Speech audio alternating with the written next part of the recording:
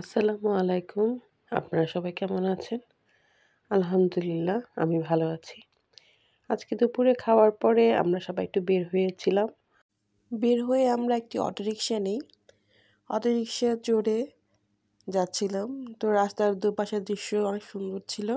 আর রাস্তাটি পাকা ছিল। পাকা হওয়ার কারণে রোলার কোস্টারের মতো আমাদের ঝাঁকুনি খেতে হয়নি। ভাগ্য ভালো বেঁচে গেছি। অবশেষে আমরা পৌঁছে গেলাম সেই কাঙ্ক্ষিত জায়গা, সর্ষে ক্ষেত। দারুণ ছিল দৃশ্যটি। দৃশ্যটা ছিল অন্যরকম। চারিদিকে শুধু হলুদ আর হলুদ, সবুজ আর হলুদ মিলে প্রকৃতির রঙটা হয়েছিল অনন্য সুন্দর। তার মাঝে আমরা পরে এসেছি লাল লাল শাড়ি।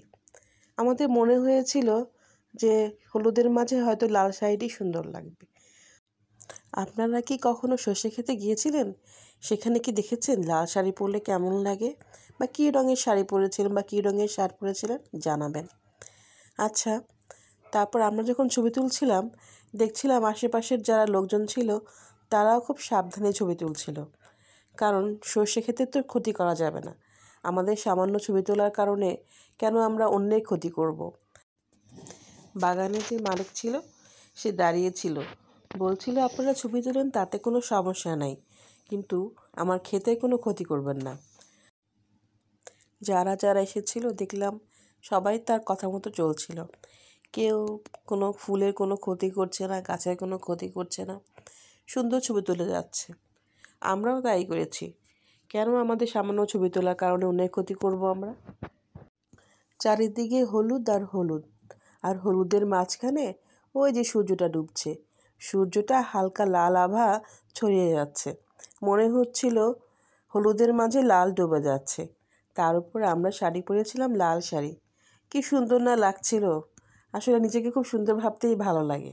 কার না ভালো লাগে বলেন? যেমনই হই না কেন।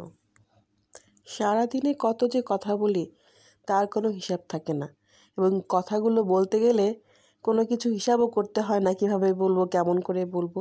কিন্তু দেখুন, এই 3 মিনিটের ভিডিও করতে যে আমার 40 মিনিট সময় লেগেছে।